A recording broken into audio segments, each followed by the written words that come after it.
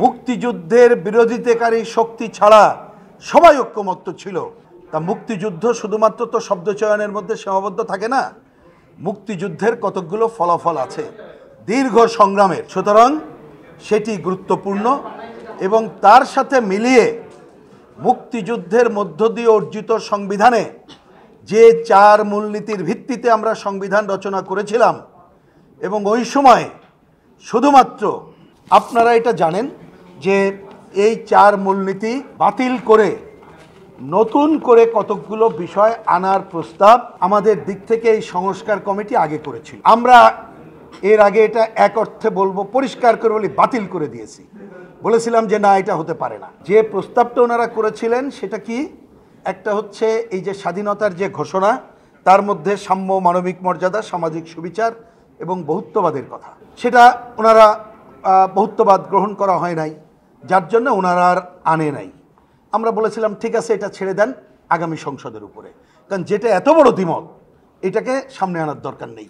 সংবিধানে রাষ্ট্র পরিচালনার মূলনীতি হিসাবে সাম্য, মানবিক মর্যাদা, সামাজিক সুবিচার, গণতন্ত্র এবং ধর্মীয় স্বাধীনতা সম্প্রীতি উল্লেখিত হবে। কালার এক্সপার্ট, জর্জ স্যাপ এবং মাইল্ড অন হ্যান্ডস টেকনোলজি সমৃদ্ধ অরিক্স ক্রিস্টাল ওয়াশ আপনার আমরা পরিষ্কার করে কিছুক্ষণ আগে বলেছি, এই কথার মধ্য দিয়ে ডিফ্যাক্টো ওই 4 মূলনীতি যেটা আমাদের মুক্তিযুদ্ধদের মধ্য দিয়ে অর্জন, সেটাকে এক অর্থে নাকচ করে এই কথা বলা হচ্ছে। ব্যাখ্যা যে যাই দিক না কেন, সুতরাং এটা গ্রহণযোগ্য না, আমরা পরিষ্কার করে বলেছি।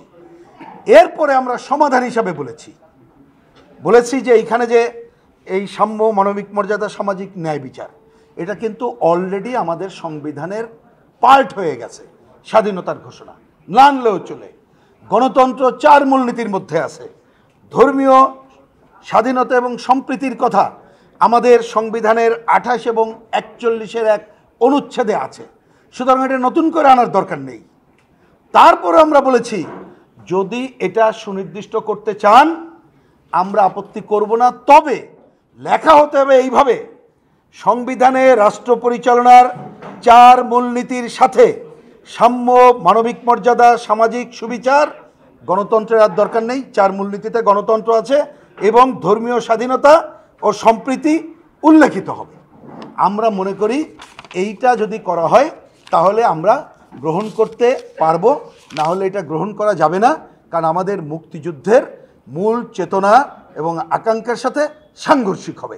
এটা পরিষ্কার করে বলেছি আমরা, এবং বলেছি এ ব্যাপারে কোনো ধরনের জোরাজোরি, মেজরিটি মাইনরিটিতে কোনো সিদ্ধান্ত আমরা গ্রহণ করব না। প্রয়োজনে এটাকে অফ রাখতে হবে, জাতীয় সংসদের কাছে এটা দিতে হবে। এইটা হচ্ছে বাংলাদেশের কমিউনিস্ট পার্টির পক্ষ থেকে সুস্পষ্ট বক্তব্য।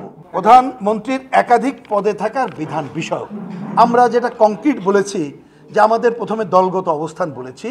দলগত অবস্থান হচ্ছে, আমরা যদি ক্ষমতায় যাই তাহলে আমাদের এক ব্যক্তি দলীয় প্রধান এবং প্রধানমন্ত্রী হবেন না, এটা আমাদের পজিশন। তবে প্রধানমন্ত্রী সংসদীয় প্রধান, সংসদীয় নেতা হতে পারেন, এটা হচ্ছে দলের পজিশন। কিন্তু আমরা বলেছি আমাদের সংবিধানে এ ধরনের বাধ্যবাধকতা রাখা ঠিক না, কারণ এগুলো হচ্ছে একটা রাজনৈতিক কালচারের উপরে নির্ভর করে। এটা আমরা অবজারভেশন হিসাবে দিতে পারি। মূলনীতিতে যদি 100% ঐক্যমত্য না হই, এখানে কোনো নোট অফ ডিসেন্ট চলবে না। ঐক্যমত্য না হলে সহজ পথ, পার্লামেন্টের উপরে ছেড়ে দেবো। এভাবে ঐক্যমত্য হয়নি, কারণ আমরা ঐক্যমত্য হচ্ছি না, সেটা পার্লামেন্ট ডিসাইড করবে। কারণ আমরা এখানে যেটা করছি, এই ধরনের মতামত দেওয়ারই অধিকার আছে বলে আমরা মনে করি না।